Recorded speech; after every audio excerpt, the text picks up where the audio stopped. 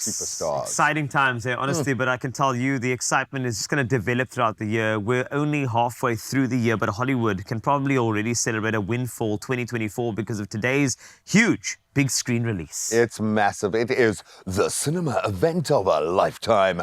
And this is for the superhero heads, and I think for a whole lot more, actually, uniting worlds that have been begging to see made whole by teaming up. I am, of course, talking about Deadpool and Wolverine.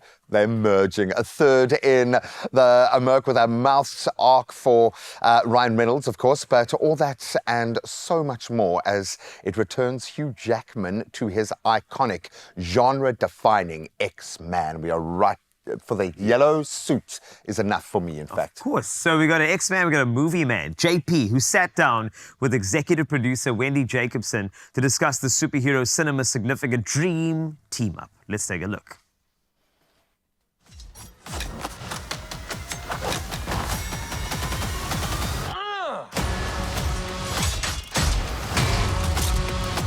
Wendy Jacobson, executive producer for Deadpool and Wolverine. Hello. Hello, very nice to meet you. Oh, it's great to meet you too. But I don't know if anyone's told Team Deadpool and Wolverine that you can all exhale now. Almost. We got a couple more weeks to go. Oh, jeez. Because I feel like a lot of fans and even some of the suits will be very impressed at sort of an immense coming together of everything.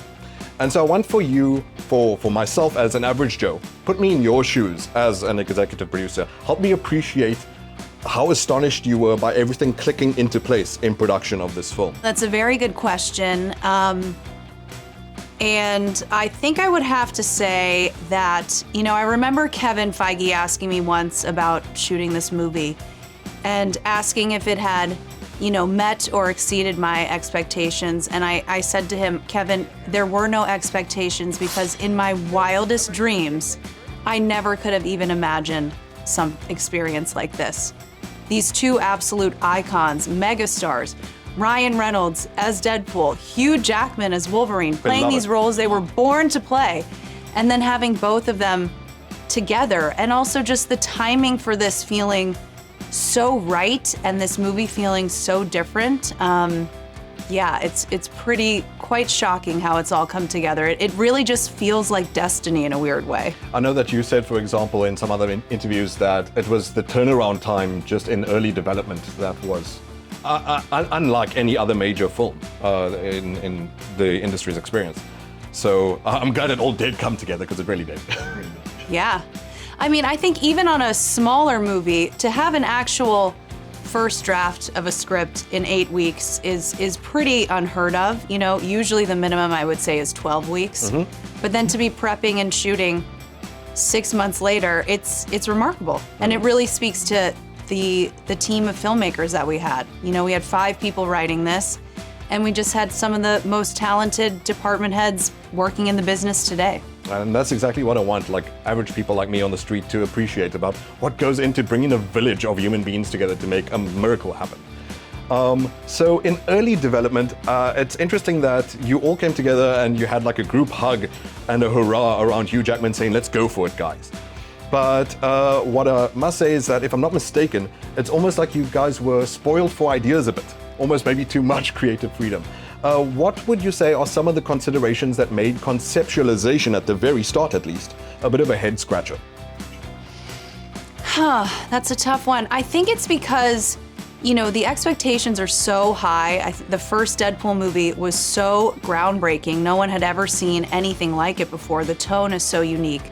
And then the second film was also fantastic, right? And Deadpool has to be different, and he has to zig where other movies zag, and he has to subvert audience expectations, right? Which I must say is very refreshing because I'm not even religious necessarily about superhero movies. I feel like I'm maybe too much of an old uncle for it or whatever, but it's refreshing to see a subversion, sort of like a lateral movement versus, Yeah, so I think that just makes it hard because the bar is so very high. We're not just gonna make a Deadpool movie to make a Deadpool movie, and Ryan Reynolds is never going to make a Deadpool movie that doesn't live up to audience expectations. So we really had to find the reason for the movie to exist, and Hugh signing on was just kind of a light bulb moment for all of us. Yeah, geez, the place that it meets you, where as well as bringing in, like you said, these stalwarts of like nearly 3 decades of superhero film. So another thing that I found interesting reading a couple of interviews, like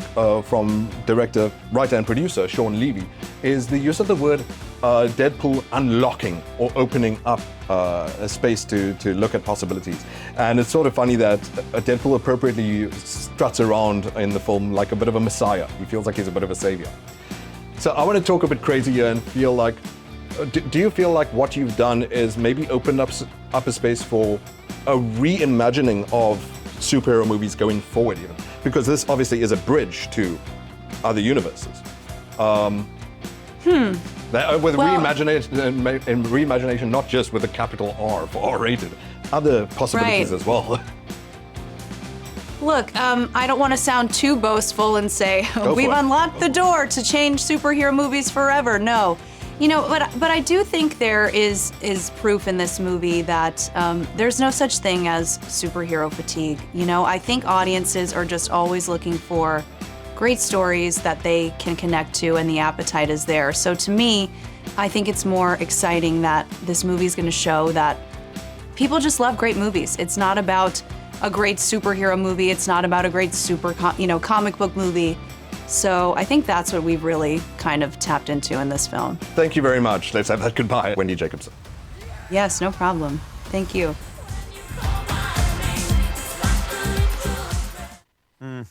Oh, a lot of love. That was the sweetest I think I've ever seen JP Sebastian.